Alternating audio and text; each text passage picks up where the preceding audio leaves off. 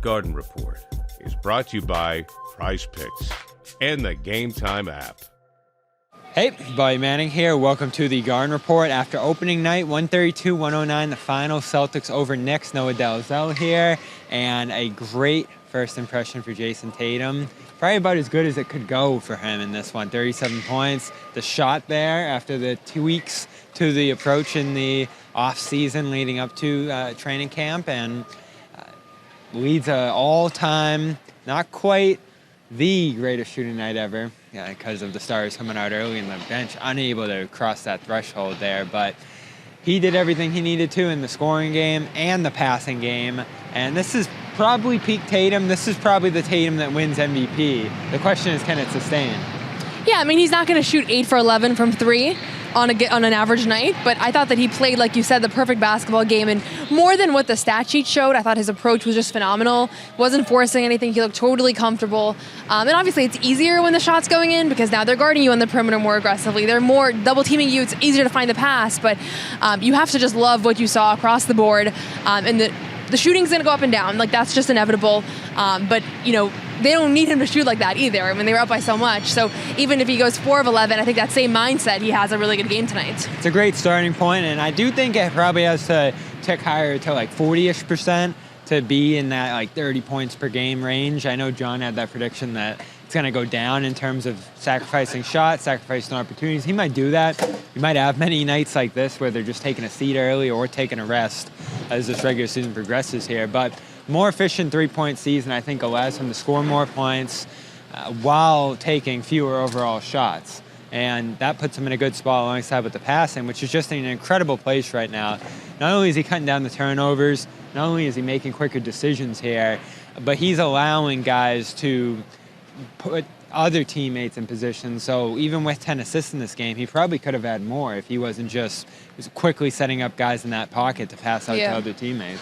Yeah, and I love Derek White in there. I think that he has such good instincts. Too. Yeah. Everybody seems like they can make plays out of there. Right, and so, you know, 10 assists, 1 turnover, I thought that was the key stat for him tonight, more so than the three-point shooting. If that's the kind of decision-making that we're going to see out of him this season, and it's gotten progressively better every single year that he's been on the Celtics, he's gotten better as a decision-maker and as a playmaker. And I think Jaylen Brown has as well, and I liked what I saw out of him today as a playmaker too, but it just gives you a lot of confidence in what this team's going to be able to accomplish. And obviously tonight's three-point shooting start is not going to be a typical night. Like, it was kind of insane to watch. This place was going crazy.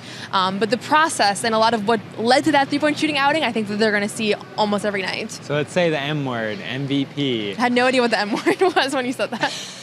The M word. Is it in play, given what you saw from him tonight? I mean, right now he's leading the league in scoring and three-point shooting and assists. So, I mean, it's in play, and I think he's been in contention for that award in the past. I think, you know, a couple years back, a couple years back, he was, I think, number 1 in the MVP ladder for at least a little bit of time there. So he's a candidate for it. The key for him, I think, is going to be the efficiency, and it's going to hurt him, the fact that he has great talent around him and that he literally has the Finals MVP on his team. Like, it is going to hurt him in the discussion around his accomplishments on this team, but if they're smoking everybody and they're having an even better season than they had last season, and he's efficient, I don't know that you can go with somebody else. Like, but those are 2 big ifs. Like, if they're better than they were last year and that he's efficient as the other guys that are candidates for MVP here. You see all the things he did tonight: absurd three-point shooting, massive assist total, and of course the scoring through the roof.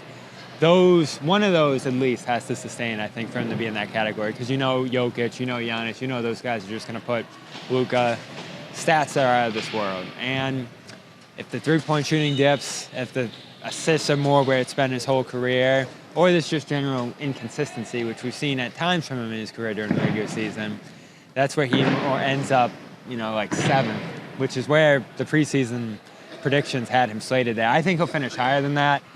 MVP still seems hard to imagine for all the reasons you said. Yeah, it's going to take a crazy year, but crazy years happen to great players. And he can do it. He has all the capabilities now. And he's put himself in that position to start this year and just about carrying it forward. And what he said after the game was, we got to do this over and over and over again. Yeah, one thing I wouldn't want is for him to be in contention for MVP later in the season and have that impact the way that he's playing. And I'm not saying that I think that it would, because he's shown that that's not really the kind of player that he is. But we see it every year. The guys that are the final contenders for MVP, like it does impact sometimes. All of a sudden they want to be available every game. They play them fourth quarters when they shouldn't. So you'd hate to see like an MVP style campaign here in Boston. I don't think you would, but that's the only thing that I really care about. I don't think that the award itself honestly really matters here. Just about the only thing he hasn't accomplished yet at this point in his career. So it's in play, as he's talked about in the past. It's something he wants to do, but the team winning is more important to him at this point. So it is something to watch now. He's in the lead after one game. How will it carry in Washington? We'll see. Celtics Wizards Thursday. We'll have coverage from Washington, D.C., as well as here on the Celtics postgame show powered by Prize Picks. Go over there, use the code CLNS for a $50 bonus when you place a $5 lineup.